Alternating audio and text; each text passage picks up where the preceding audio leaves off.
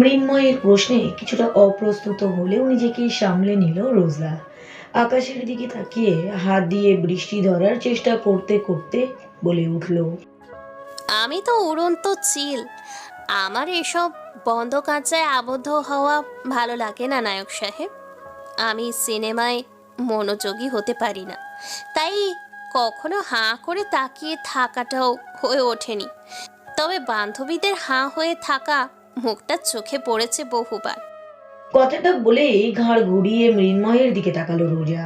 ওর ঠোঁটের কোণায় মিষ্টি হাসি, চোখের কাজলটা বৃষ্টিতে ভিজে হয়ে উঠেছে বৃষ্টিরাঙা। এই হালকা ল্যাপটানো কাজলে ঢাকা স্নিগ্ধতাময় চোখ দুটোতেই তো মৃন্ময়ী হারাতে পারে যুগের পর যুগ। রোজা আবারও হাতের চোলে বৃষ্টির পানি জমাতে ব্যস্ত হয়ে পড়ল। মৃন্ময়ও তার ভাঙা মনের এক রাশ আক্ষেপকেই সুতোয় গেঁথে ব্যস্ত হয়ে পড়ল। আজ নিজেকেই খুব তুচ্ছ লাগছে তার। এই অনুভূতিটা শুধুমাত্র রোজার সামনেই প্রকটভাবে উপলব্ধি করে সে। কিন্তু কেন, এই উত্তরটা তো জানা নেই তার। মানুষের জীবনটা আসলে কেন দ্বারা পরিপূর্ণ এই রংমহল, যেখানে কেন এর ঘটটা পূর্ণ হলেও উত্তরের ঘরটা একেবারেই শূন্য। হঠাৎ রিক্সাটা থেমে যাওয়ায় ভাবনার ছুতো ছিঁড়ে পাশ ফিরে তাকালো মৃন্ময়। ততক্ষণে নেমে গিয়েছে রোজা। এক হাতে শাড়ির কুচিগুলো উঁচু করে ধরে অন্য হাতে পায়ের জুতো আঁকড়ে নিয়ে দাঁড়িয়ে আছে সে। মৃন্ময় ভাড়া মিটিয়ে রোজার কাছে আসতেই ছুটে গিয়ে মাঠের মাঝ বরাবর দাঁড়িয়ে পড়ল রোজা। হাত দুটো মেলে দিয়ে আকাশের দিকে তাকিয়ে হাঁটছে সে। যেন এই বৃষ্টিতে কত প্রশান্তি, এই বৃষ্টিতেই কত সুখ। ওর লম্বা চুলগুলো হাঁটুর নিচে ঝুলেই চলেছে ক্রমাগত। গালের ওই টোলটাতেও জমে আছে এক বিন্দু বৃষ্টি। ভাঁজ করা ভেজা আঁচলের ফাঁক থেকে বেরিয়ে এসেছে পেটের কিছু অংশ। মৃন্ময়ের চোখটা আটকে গেল মুহূর্তেই। কয়েক সেকেন্ড সেই দিকে তাকিয়ে থেকেই নজর ফিরিয়ে নিল দ্রুত। মৃন্ময় আশেপাশে তাকাচ্ছে। নদীর পানিতে বৃষ্টির ফোঁটাগুলো যেন অন্য এক সৌন্দর্যের নাম। ঝুম বৃষ্টিতে ধুয়ে যাওয়া সবুজ এই গাছগুলো কি ভীষণ জীবন্ত লাগছে আজ। চারপাশে চোখ ঘুরিয়ে নিয়ে আবারও রোজার দিকে ফিরে তাকালো মৃন্ময়। নীল আঁচল আর লম্বা চুলগুলো ছাড়িয়ে দিয়ে ভেজা ঘাসে শুয়ে আছে রোজা। মৃন্ময় তাকাত এই মিষ্টি হেসে চোখের ইশারায় পাশে শুতে বলল সে। মৃন্ময় কিছুক্ষণ ভ্রু কুঁচকে তাকিয়ে থেকেই রোজার পাশে গিয়ে শুয়ে পড়ল। এই 28 বছরের জীবনে এই প্রথম তার ঘাসের উপর শোয়া, এই প্রথম বৃষ্টির শব্দগুলো কান পেতে উপলব্ধি করা। নদীর পাড়ে লম্বা ঘাসের উপরে শুয়ে ঘাড়ে হাজারো সুড়সুড়ির সঙ্গী করে উন্মুক্ত আকাশের নিচে এইভাবে বৃষ্টি বিলাসের কথা ভাবতে পারেনি মৃন্ময়। নদীর বৃষ্টির শব্দ কি উচ্ছ্বাস! মৃন্ময়ের কাছে মনে হচ্ছে ঘাসের রাজ্যে হারিয়ে গিয়ে বৃষ্টির রাজ্যে ভাসছে সে। রোজা কিছুক্ষণ চুপচাপ শুয়ে থেকেই বলে উঠল, আপনার এই বন্দি জীবন ভালো লাগে নায়ক সাহেব? যে জীবনে মন খুলে হাসতে গেলেও ভাবতে হয়, সেই জীবনটা কি আলুর সিঙ্গারার থেকেও কম কিছু? বাইরে থেকে মনে হয় সব কিছু কতই না ঝাক্কাস, কিন্তু ভেতর থেকে সব কিছুই শৃঙ্খলায় আবদ্ধ, এক গুচ্ছ নিরামিষ আলু ছাড়া আর কিছুই নয়। মৃন্ময় হাসল। বৃষ্টি ভেজা সাদা মুখের হাসিটা কতই না মন কাড়া। মৃন্ময় একটা হাত মাথার নিচে দিয়ে আরাম করে শুয়ে রোজার দিকে তাকালো। হাসি মুখেই বলে উঠল, আজকে নির্ঘাত জ্বর বাঁধাবো মিস রোজা। প্রায় 15 থেকে 16 বছর পর বৃষ্টিতে ভিজছি আমি। যখন বাবা মা বেঁচে ছিলেন তখন মা কিছুতে বৃষ্টিতে ভিজতে দিতেন না। বলতেন, বাবু এই সময় বৃষ্টিতে ভিজতে নেই, এখন ভিজলে জ্বর হবে। তবু বাবা আর আমি চুপি চুপি বৃষ্টিতে নেমে যেতাম। বাবা গলা খুলে গান করতেন আর আমি সারা বাগান লাফিয়ে বেড়াতাম। কিন্তু সময়ের সাথে সাথে সবই পরিবর্তন হয়ে গেছে। নিজের খেয়াল নিজে রাখতে হয়েছে। এই নিষ্ঠুর পৃথিবীর নিষ্ঠুরতার সাথে যুদ্ধ করতে করতে হারিয়ে গেছে এতগুলো বছর। এখন আমি অভ্যস্ত। জন্ম থেকে যে পাখি খাঁচায় থাকে সে পাখি উড়তে জানে না মিস রোজা। আমি হলাম সেই খাঁচার পাখি, যে পাখি আপনার মতো মুক্ত আকাশে উড়তে জানে না, হাওয়ায় ভাসার ক্ষমতাও তার নেই। রোজা দীর্ঘশ্বাস ফেললো, ঘাড় ঘুরিয়ে আবারও আকাশের দিকে ফিরে তাকালো সে। কিছুক্ষণ পরই হুট করে উঠে বসে বলে উঠল, চলুন এবার বাড়ি ফেরার পালা, নয়তো সত্যিই আপনার জ্বর হয়ে যাবে। চোখ দুটো কেমন লাল হয়ে গেছে আপনার, এখনই জ্বর ওঠেনি তো আবার? কথাটা বলেই ঝুঁকে গিয়ে মৃন্ময়ের কপালে হাত রাখলো রোজা। চুলগুলো এসে পড়লো মৃন্ময়ের মুখে। মাটির খাঁটি গন্ধর সাথে রোজার চুলে এই সুবাস মিলে তৈরি হলো অন্য রকম এক নেশা। রোজা জ্বর চেক করে উঠে যাওয়ার প্রস্তুতি নিতেই নিজের অজান্তেই এক টানে তাকে বুকের কাছে এনে ফেললো মৃন্ময়। ঘটনায় আকস্মিকতায় স্তব্ধ হয়ে তাকিয়ে আছে রোজা। মৃন্ময় চোখে মুগ্ধতা, অদ্ভুত এক নেশা। সেই নেশামাখা চোখ নিয়ে ডান হাতটা বাড়িয়ে রোজার চুলে হাত ডোবানোর আগেই যেন চমকে উঠল সে। নিজের ভুলটা বুঝতে পেরে রোজাকে সরিয়ে দিয়ে হুট করে উঠে দাঁড়ালো সে। এক ঝাঁক অস্বস্তি নিয়ে ছোট্ট করে বলে উঠল, সরি সরি মিস রোজা, আমি ঠিক বুঝতে পারিনি। কথাটা বলেই রাস্তার দিকে হাঁটা দিল মৃন্ময়। নিজের চুলগুলো টেনে একদম ছিঁড়ে ফেলতে ইচ্ছে করছে তার। এমন একটা পরিস্থিতি কিভাবে ক্রিয়েট করতে পারলো সে? কিভাবে? আর একটু হলেই তো, ছি।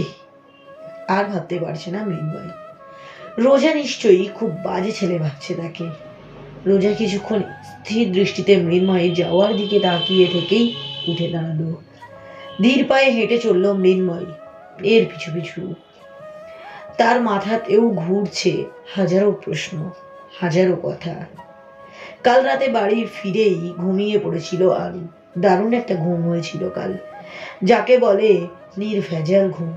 এখন প্রায় 12টা বাজে, বলতে গেলে ভর দুপুর। এই ভর দুপুরেও এমন মরার মতো ঘুমোচ্ছিল ভেবে বেশ অবাক হলো আরু। তার ঘুমানোর শেষ লিমিট হচ্ছে সকাল 8:30। এরপর শিকল দিয়ে বেঁধে রাখলেও বিছানায় আটকে রাখা যায় না তাকে। তার ধারণা 8:30টার পর বিছানায় শুয়ে থাকলে অটোমেটিক্যালি তার শরীরে এক ধরনের সুড়সুড়ি শুরু হয়ে যায়। এই সুড়সুড়ি থেকেই ঘড়িতে 8:30 বেজেছে কিনা তা চট করেই বুঝে যায় আরু। যদিও তার এই ব্যাপারটি কেউই বিশ্বাস করে না, সবাই প্রথমে সন্দিহান চোখে তাকায়, তারপর এক ঝাঁক অবিশ্বাস নিয়ে রুম থেকে বেরিয়ে যায়। ড্রয়িং রুমে ভাইয়া আর বাবা উত্তেজিত কণ্ঠে বিছানা ছাড়লো আরু। তবে কি ওর ভাইয়া অফিসে যায়নি আজ? চুলগুলো খোপা করতে করতে ড্রয়িং রুমে গিয়ে দাঁড়ালো সে। সবার দৃষ্টি টিভির স্ক্রিনে। আরো কিছুটা অবাক হলো। ভ্রুকুচকে টিভির দিকে তাকালো সে। কোনো একটা বস্তি উচ্ছেদ করা হচ্ছে, তারই লাইভ ভিডিও চলছে টিভিতে। মানুষের আহাজারি আর কান্নায় মনটা যেন ভারী হয়ে আছে সবার। আরও ধীর পায়ে বাবার পাশে সোফার হাতলে গিয়ে বসলো। টিভির স্ক্রিনের নিচের দিকে বড় বড় করে লেখা একটা হেডলাইন আসছে বারবার, বস্তিবাসীদের বাঁচাতে একজন তরুণ পুলিশ অফিসারের মৃত্যু। 3 বছরের শিশু সন্তান নিয়ে বিচারের দাবি জানিয়েছেন তার স্ত্রী। কিছুক্ষণ লাইভ দেখানোর পর টিভির পর্দায় ভেসে উঠল মাঝবয়সী একজন লোকের মুখ। মাথায় কাঁচা পাকা চুল, শ্যামলা মুখে বুদ্ধিদীপ্ত দুটো চোখ। আরুর কাছে মনে হচ্ছিল লোকটি সাথে কারো চেহারার ভীষণ মিল আছে, ভীষণ রকম মিল, কিন্তু কার সাথে সেটা ঠিক মনে করতে পারছে না। লোকটি নিউজ স্টুডিওতে ভারী একটা টেবিলের উপরে বসে আছে চুপচাপ। তার পাশেই বসে আছে একজন কোট টাই পরা তরুণ সাংবাদিক। সাংবাদিকটার মুখে হাসি, যেন মাত্রই কোনো মারাত্মক ধরনের খুশির খবর শুনেছেন তিনি। সাংবাদিকটি হাসি হাসি মুখ করে বলে উঠলেন, দর্শকবৃন্দ, আজকে আমাদের সাথে আছেন দেশের একজন দুঃসাহসিক জার্নালিস্ট রাদিব আহমেদ। বস্তিবাসীদের এমন পরিস্থিতি এবং সরকারের এই বিষয়ের উদাসীনতা সম্পর্কে ওনার মতামতটা কী, সেটাই আমাদের জানার বিষয়। তো স্যার, বস্তিবাসীদের এই উদ্দেশ্যকে আপনি কিভাবে দেখছেন? লোকটির কথাই রাদিব আহমেদ সোজা হয়ে বসলেন। গম্ভীর মুখে বলে উঠলেন, দেখুন, মানুষ ব্যক্তিত্ব ভেদে আলাদা। আমি ব্যক্তিগতভাবে বিষয়টা কিভাবে দেখছি তার থেকে বিষয়টা কতটুকু যুক্তিসঙ্গত সেটা নিয়ে কথা বলাটা বেশি জরুরি। আমাদের দেশটা গণতান্ত্রিক। গণতন্ত্র মানেই হলো জনগণের শাসন। জনগণ তাদের জীবনটা কিভাবে দেখতে চাইছে সেই ডিসিশনটা নেওয়ার ক্ষমতাটা গণতন্ত্রে জনগণকে দেওয়া হয়েছে। আব্রাহাম লিঙ্কন একটা কথা বলেছেন, democracy is a government of the people, by the people and for the people. কিন্তু হাস্যকরভাবে ব্যাপারটাকে সম্পূর্ণ পাল্টে দিয়েছে আমাদের সিস্টেম। এখন আর democracy is a government of the people নয়, এখন বিষয়টা হয়ে দাঁড়িয়েছে democracy is a government of the gangsters. সরকার এখন জনগণকে জবাবদিহি নয়, গ্যাংস্টারদের জবাবদিহি করতে বেশি ব্যস্ত। রাফিন চৌধুরীর মতো গ্যাংস্টারদের খুশি রাখতে সরকার জনগণের দুঃখ কষ্টেরও তোয়াক্কা করছে না। এই যে বস্তিতে হাজার হাজার মানুষের ঘর হারা হচ্ছে, এরা যাবেটা কোথায়? এটা না সরকার ভাবছে, না গ্যাংস্টাররা। তারা শুধু জায়গাটা খালি করতে পারলেই বাঁচে। যদিও সম্পূর্ণ ইল্লিগেল, তবুও তারা কিন্তু সরকারের সাপোর্ট পাচ্ছে। অথচ ফারাবী রিয়াদের মতো পুলিশ অফিসাররা এসব অন্যায় ঠেকাতে গিয়ে রাতের আঁধারে নৃশংসভাবে খুন হচ্ছে। এই দায়টা আসলে কার? শুধু সরকারের নাকি জনগণের? তারা দেশকে বাঁচাতে এগিয়ে আসছে, তাদেরকেই যখন আমরা বাঁচাতে পারছি না, সঠিক সম্মান, ন্যায় বিচারটা দিতে পারছি না, সেখানে আমাদের নেক্সট জেনারেশনের কাছ থেকে ভালো কিছু আশা করি কিভাবে? ফারাবী রিয়াদের বাচ্চা ছেলেটাকে আমি দেখেছি, সে এখনো বাবা খেলনা নিয়ে বাড়ি ফিরবে সেই অপেক্ষায় করছে। সেই বাচ্চাটার কি হবে কেউ কি ভেবে দেখেছে? জন্মানোর 3 বছরের মাথায় সে বুঝে গেল এ দেশ স্বার্থপর।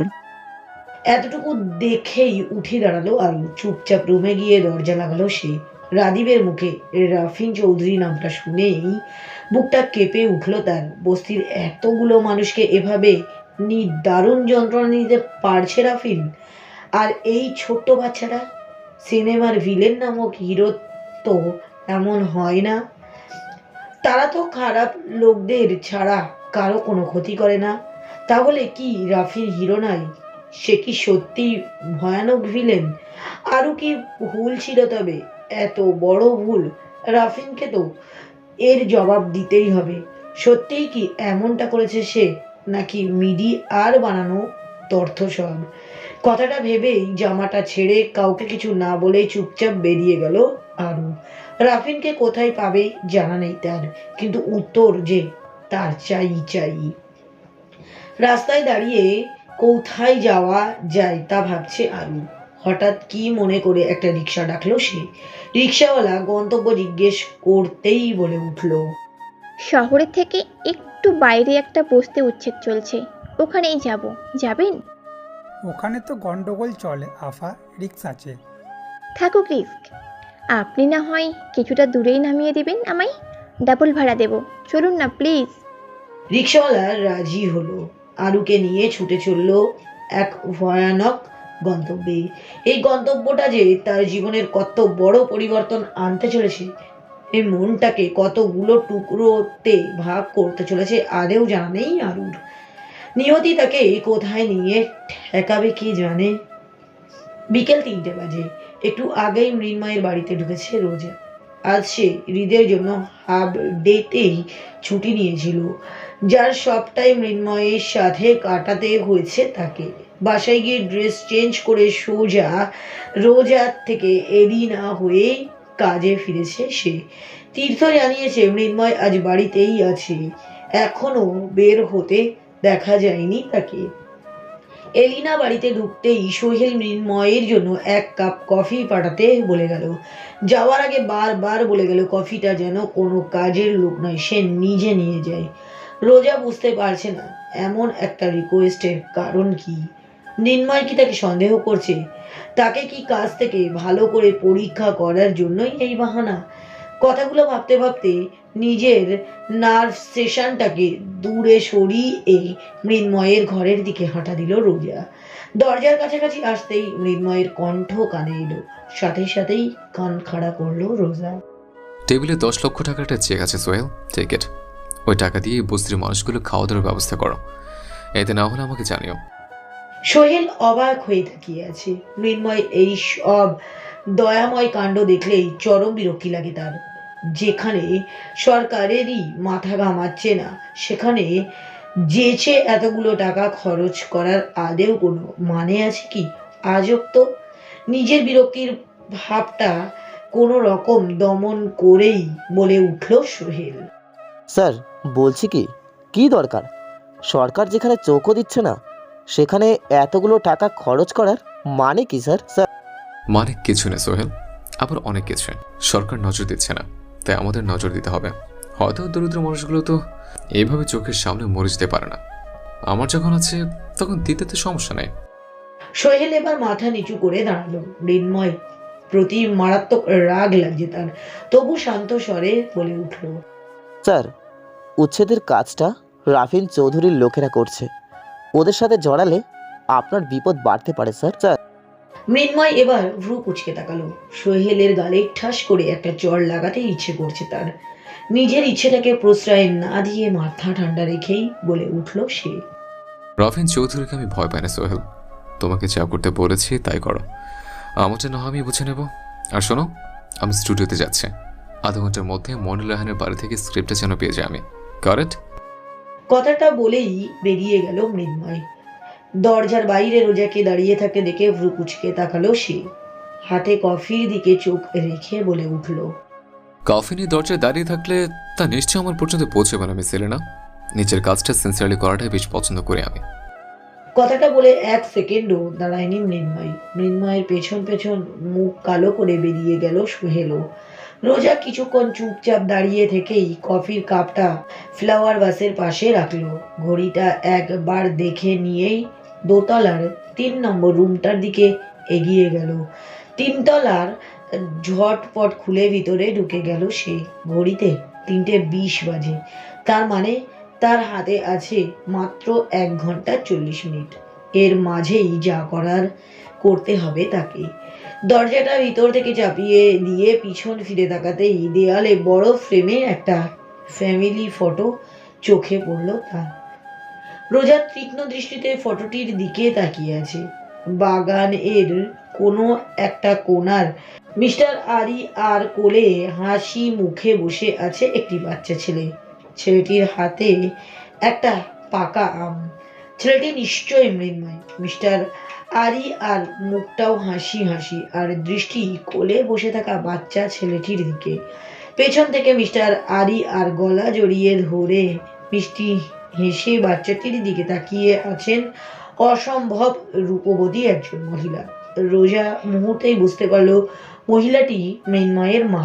রোজা কিছুক্ষণ এক দৃষ্টিতে তাকিয়ে থেকে আনমনেই বলে উঠল। What a sweet family. রোজা ধীর পায়ে ছবিটির দিকে এগিয়ে গেল। কিছুক্ষণ চুপচাপ তাকিয়ে থেকেই এদিক ওদিক তাকাতেই লাগলো সে। বিছানা, আলমারি, টেবিল সহ ঘরের সব আসবাবপত্র খুঁটিয়ে খুঁটিয়ে দেখলো, কিন্তু কোনো ক্লু পেল না বললেই চলে। আরো কিছুক্ষণ খোঁজাখুঁজি করে ক্লান্ত হয়ে বিছানায় বসে পড়ল রোজা। কয়েকবার জোরে শ্বাস টেনে নিয়ে ঘড়ির দিকে তাকালো। 4:20। তার মানে রোজার হাতে আছে মাত্র 40 মিনিট। রোজা একটা দীর্ঘশ্বাস ফেলে আরো একবার ঘড়ি দেখে নিয়ে উঠে দাঁড়ালো। এটা তো মিস্টার আরিয়ার শোবার রুম ছিল, অর্থাৎ বেডরুম। এখানে যেহেতু কিছু পাওয়া যায়নি, তাহলে কোথায় পাওয়া যেতে পারে ক্লু? এ বাড়িতে কি কোনো লাইব্রেরি আছে, বা কোনো স্টাডি রুম যেখানে বসে দিনের অধিকাংশ সময়ই কাটাতো আরিয়া?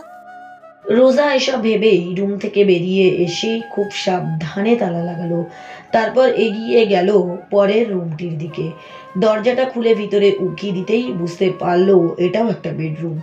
অনেক দিন খোলা হয় না বলে অধিকাংশ আসবাবপত্রে ময়লার স্তূপ।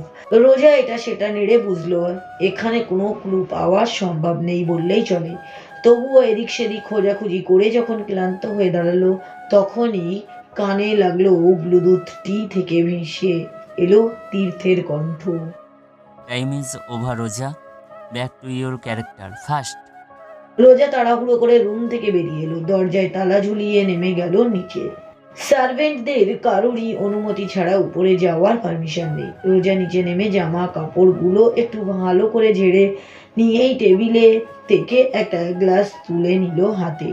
পুরোটা পানি এক নিমেষেই শেষ করে দিল। গ্লাসটা টেবিলে রেখে তীর্থকে মেসেজ করে জানালো কিছুই পায়নি সে।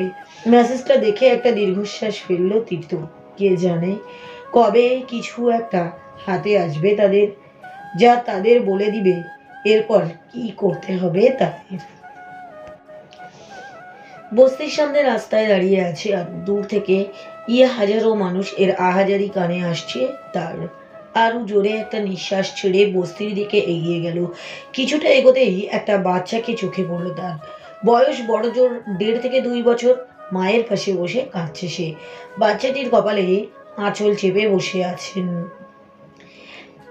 এক চোখ দিয়ে গড়িয়ে পড়ছে জল। আরো কিছুটা এগিয়ে গিয়ে একটু নিচু হয়ে বাচ্চাটার মাথায় হাত রাখলো। পিচিটা এক রাজ্যের বিস্ময় নিয়ে কান্নামাখা বড় বড় চোখ করে আরুর দিকে তাকালো। কিছুক্ষণের জন্য কান্না থামিয়ে আরুকে ভালো করে পর্যবেক্ষণ করে মায়ের আঁচল টেনে ধরে আরুর দিকে তাকিয়ে আধো আধো কণ্ঠে বলে উঠল, আম্মা আম্মা ব্যথা পাচ্ছে। আরু বাচ্চাটির কথা বুঝলো না, তবে তার মাকে নিয়ে কিছু একটা বলছে তা ঠিক বুঝতে পারলো আরু। চোখ সরিয়ে পাশে বসে থাকা মহিলার দিকে খেয়াল করে তাকাতেই মহিলাটির রক্ত ভেজা আঁচলটি চোখে পড়লো তার। আরু খানিকটা চমকে উঠল। একটা ঢোক গিলে নিয়ে মহিলাটিকে উদ্দেশ্য করে বলল, কি হয়েছে আপনার? এত রক্ত কেন? মহিলাটি কেঁদে উঠল এবার। রক্ত ভেজা আঁচল দিয়ে চোখ মুছতে মুছতে দুর্বল গলায় বলে উঠল, সামনের মাসে আমার স্বামী মইরা গেছে বোন। এই ঘরটায় খালি আছিল আমাগো, তাও এরা লইয়া গেল। ঘরের মধ্যেই ওনার একখান ছবি আছিল আফা, ওরা হেইডা নিতে দেয় নাই। ছবিটা আনতে গেছি কইরা লাঠি দিয়া মাথাত বাড়ি লাগাইছে আফা। ওইটা ওনার শেষ চিহ্ন আছিল আফা, সেইটাও নিতে দিল না। এরা মানুষ না আফা, এরা সব কয়টা এক একটা কুত্তা। এগোর কখনো ভালা হব না। মায়ের দোয়া আল্লাহ ফেলায় না আফা, আল্লাহ ফেলায় না। আমার দুধের বাচ্চাটারে লইয়া এখন কই যামু আপা? আরও কিছু বলতেই পারল না, শুধু স্তব্ধ হয়ে শুনে গেল সবটা। একবার পিচিটার দিকে তাকালো সে। কি নিষ্পাপ মুখ, কি নির্মম হাসি। এই হাসিগুলো ফুটপথে পড়ে থাকতে থাকতে একদিন হয়ে উঠবে নরপিশাচ, নয়তো কোনো চোর বাটপার। তাদের এই অবনতির জন্য কি এই পৃথিবীই দায়ী নয়? আরু আবারও মহিলাটির দিকে ফিরে তাকালো। কিছুক্ষণ নিষ্পলক তাকিয়ে থেকে বুঝতে পারলো সামনে বসে থাকা মহিলাটিকে মহিলা বলা যায় না, একটা কিশোরী মেয়ে। দারিদ্রতা, পরিশ্রম আর পরিবেশের চাপে তাকে দেখাচ্ছে রংহীন বেরং মধ্যবয়স্ক এক মহিলা। আরু ছোট্ট একটা নিঃশ্বাস ফেলে কাপা গলায় বলল, আপনার বয়স কত? 18 আইব আপা। আফা কোনো কাম দিতে পারবেন আমারে? আমি রান্ধনের কাম জানি, ঘর মোছা কামগুলানো করতে পারমু আপা। দিবেন একটা কাম? আরু মাথা নাড়ল, যার অর্থ সে দিবে না। আর কি করেই বা দিবে? তার কাছে কি কোনো কাজ আছে আদেও? নিম্ন মধ্যবিত্ত ঘরের মেয়ে আরু, ভাইয়ের বেতনে সংসার চলে। ভাবির সারা দিনের খাটুনিতে বাড়িতে আর কাজের মেয়ের প্রয়োজন পড়ে না। আরও উঠে দাঁড়ালো। একটা দীর্ঘশ্বাস ফেলে আবারও কিছুটা সামনে এগিয়ে গেল সে। চারিদিকেই কত বীভৎস কাহিনী, নারী পুরুষের হাহাকার, বাচ্চাদের কান্না। কারো মাথা ফেটে রক্ত ঝরছে, তো কারো হাত কেটে আছে বিশ্রীভাবে। একটা বাচ্চার দিকে তাকিয়ে কেঁপে উঠল আরু। বাচ্চাটার বাম চোখের ঠিক উপর থেকে রক্ত ঝরছে। ঘর বাড়ির বাস না কি যেন ছিটকে এসে লেগেছিল চোখের কোণায়। বাচ্চাটার মা পাগলের মতো শাড়ির আঁচল দিয়ে চোখে চেপে ধরে চেঁচিয়েই চলেছে। কি অসহায় এই মানুষগুলো, কতটা অসহায়! আরুর বুক ফেটে কান্না পাচ্ছে। মানুষের নিষ্ঠুরতা দেখে চিৎকার করতে ইচ্ছে করছে তার, কিন্তু সেও তো নিরুপায়। অবশেষে আসিফ নামের ছেলেটিকে চোখে পড়ল আরুর। দৌড়ে গিয়ে পিছন থেকে ডেকে উঠল সে। এক্সকিউজ মি, আসিফ ভাই। আসিফ ফিরে তাকালো। আরুকে দেখে অনেকটাই থতমত খেয়ে গেল সে। রাফিনকে আরুর হাত ধরে টানতে দেখেছে সে, মেলায় ঘুরে বেড়াতে দেখেছে সে। রাফিন আর আরুর সম্পর্কের গভীরতা কতটুকু হতে পারে তা আন্দাজ করার চেষ্টা করছে। রাফিনের সাথে আরুর সম্পর্কের গভীরতার উপর নির্ভর করছে আরুর প্রতি আসিফের ব্যবহার। আসিফ মুখ কাচুমাচু করে দাঁড়িয়ে রইল। আরু হাঁপাতে হাঁপাতে বলে উঠল, আপনার বস কোথায়? আমার ওনার সাথে কথা আছে, আর্জেন্ট। আসিফ এবারও চুপচাপ দাঁড়িয়ে রইল। সে কি বলবে বুঝতে পারছে না। রাফিনের কাছে নিয়ে যাবে কি না সেই সিদ্ধান্তটাও নিতে পারছে না সে। আরু আবারও তাড়া দিয়ে ওঠায় আসিফ একটা ছেলেকে ডাকলো। তাকে সব দায়িত্ব বুঝিয়ে দিয়ে আরুর দিকে তাকিয়ে বলে উঠল, শুনুন ম্যাডাম। রাফিন সুইমিং পুলের পাশে কিছু ফরেন ডিলারদের সাথে কথা বলছিল। হঠাৎ পাশ থেকে কানের কাছে ফিসফিস করে বলে উঠল কেউ, ভাই আপনার সাথে একজন দেখা করতে আসছে। রাফিন ভ্রু কুচকাল। বিরক্ত হয়ে পাশে তাকিয়ে আসিফকে দেখে আরো বিরক্ত হলো সে। এক রাশ বিরক্তি নিয়ে বলে উঠল, তুই এখানে কি করছিস? তোর না বস্তির ওখানে থাকার কথা? জি ভাই, আসলে ম্যাডাম আপনার সাথে দেখা করতে চাইছিল, তাই আর কি। আবারও ভ্রু কুচকালো রাফিন। ম্যাডাম? কোন ম্যাডাম? ভাই, কালকের মাইয়াটা মেলায় যার জন্য একটা পোলারে মারলেন, ওই মাইয়া। রাফিন এবার অবাক চোখে তাকালো, বিস্ময় নিয়ে বলে উঠল, ওই মেয়ে এখানে কি করে? আপনার সাথে দেখা করতে চাই ভাই। ওকে চলে যেতে বল আসিফ। আমি যার তার সাথে কথা বলি না। তাছাড়া এখন আমি মিটিং করছি। কথাটা বলে ঘুরে বসতেই পেছন থেকে আরুর কণ্ঠ কানে এলো। Mister gangster. রাফিন সেদিকে পাত্তা না দিয়ে ফরেন ডিলারদের সাথে কথা বলতে লাগলো। আরু এবার সবাইকে ধমক দিয়ে সরিয়ে একদম রাফিনের সামনে গিয়ে দাঁড়ালো। হাঁপাতে হাঁপাতে বলে উঠল, ওই বস্তিটা আপনি উচ্ছেদ করছেন, মিস্টার ভিলেন। রাফিন এবার উঠে দাঁড়ালো। ফরেন গেস্টদের চোখের ইশারায় অন্য কোথাও বসাতে বলে আরুর দিকে ফিরে তাকালো সে। হ্যাঁ, আমি করছি তো। তো মানে শুধু শুধু ওই কাজটা কেন করছেন আপনি? জানেন ওখানে কত গরিব মানুষ থাকে? আপনার গুন্ডাগুলো ওদের অনেকেই মেরেছে। I don't care, get lost. আপনি বুঝতে পারছেন না ব্যাপারটা। ওরা কি নৃশংসভাবে অত্যাচার করছে ওদের। আপনি নিশ্চয়ই এসব কিছুই জানেন না, তাই না? প্লিজ ওদের থামতে বলুন, প্লিজ। What rubbish! যাও ওখান থেকে। কার কি হলো তাতে আমার কোনো যায় আসে না। জায়গাটা কোটি টাকার প্রজেক্ট আমার, আর তা তোমার এসব খবিশ মার্কা কথা শুনে বন্ধ করে দিব? সো সিলি ইয়ার, গো টু হেল। আপনার কাছে মানবতার চেয়ে টাকার মূল্য বেশি? মানুষের জীবনের কোনো দাম নেই আপনার কাছে? না নেই, সব মানুষের জীবনের দাম নিয়ে ভাবতে নেই। সাগরে অনেক মাছ আছে। বড় মাছরা যদি ছোট মাছদের জীবনের দাম দিয়ে বসে থাকে তাহলে না খেয়ে তাদের মরতে হবে। এই ছোট মাছগুলোর জন্মই হয় বড় মাছদের খাবার হওয়ার জন্য। সাগরের মতো এখানে এই গরিব মানুষগুলো হলো ছোট মাছ। এদের জন্মই হয় আমাদের হাতে মরার জন্য। এটা নিয়ে এত চিন্তা করার কি আছে? ওরা এই দারিদ্র্যপূর্ণ জীবন নিয়ে বেঁচে থেকে কি করবে বলো? কোনো লাভ আছে? দেশের কোনো কাজে লাগছে না। তার থেকে ওদের মরে যাওয়াই বেটার। কথাটা বলতেই সশব্দে একটা চড় বসালো আরু। রাফিন সহ সবাই অবাক। একটা সাধারণ মেয়ের এত বড় সাহস! আরুর চোখ দিয়ে পানি পড়ছে।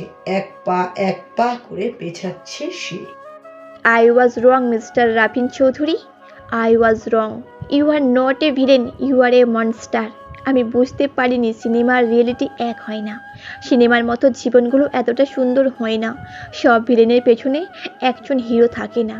From now, I just hate you, Mr. Rafin Choudhury. Just hate you. You are the biggest mistake of my life, the biggest mistake. কথাটা বলেই দৌড়ে বেরিয়ে গেল আরু। সবাই বরফ এর মতো দাঁড়িয়ে আছে। আসিফ তো চরম অবাক। ও ভেবেছিল রাফিন আর আরুর মাঝে ভালোবাসার টাইপ কিছু হচ্ছে, কিন্তু এখন তো সম্পূর্ণটাই উল্টে গেল। কি হবে এখন? রাফিনের চোখ দুটোতে যেন রক্ত জমে গেছে। ওর দিকে তাকাতেই শিউরে উঠছে সবাই। সবার মনে এখন একটাই চিন্তা, কি হবে এই মেয়ের শেষ পরিণতি? রাফিন কি ছেড়ে দিবে ওকে? এত সহজে ছেড়ে দিবে? রাফিন তো ছেড়ে দেওয়ার মানুষ নয়। ক্ষমা নামক শব্দটা যে তার ডিকশনারিতে একেবারেই নেই, একেবারে না। ঘড়িতে 5টা বাজে। ক্ষত বিক্ষত বস্তির পাশে দাঁড়িয়ে আছে সোহেল। বস্তিবাসীদের দুবেলার খাবারের ব্যবস্থা করে দিয়েছে মৃন্ময়। সবাইকে একটা করে পার্টিও দেওয়া হয়েছে। রাতে ঘুমানোর জন্য ছোট্ট একটা ব্যবস্থা। 2 জন অ্যাসিস্ট্যান্ট নিয়ে লাইনে দাঁড়িয়ে থাকা ক্ষুধার্ত, ক্লান্ত আর পরাস্ত মানুষদের খাবার বিলিয়েই চলেছে সে। চোখ দুটো টকটকে লাল হয়ে আছে তার। মানুষগুলোকে দেখে বুকটা ফেটে যাচ্ছে সোহেলের। তার সাথে জেগে উঠেছে মৃন্ময়ের প্রতি শ্রদ্ধাবোধ। সুদূর অট্টালিকায় থেকেও গরিব মানুষের হাহাকার কড়া নেড়েছে তার বুকে। আর সোহেল, সে কিনা বাধা দেওয়ার চেষ্টা চালিয়েছে। নিজের প্রতি এক গুচ্ছ ঘৃণা তৈরি হচ্ছে তার, অপরিসীম ঘৃণা। মৃন্ময়ের সাথে 4 বছর ধরে আছে সোহেল, তবুও মৃন্ময়কে পুরোপুরি চিনতে পারেনি সে। মানুষকে টাকা দিতে হাত কাঁপে না, অথচ সবটাই লুকিয়ে যায় সব সময়। এই তো আজও সোহেলকে ফোন করে চুপি চুপি কাজ সারতে বলেছে সে। পেপারে তার নামে কোনো মহান বিবৃতি পছন্দ নয় তার, একদম নয়। সোহেল প্রতিবারই অবাক হয় আর ভাবে, মানুষটা এমন কেন?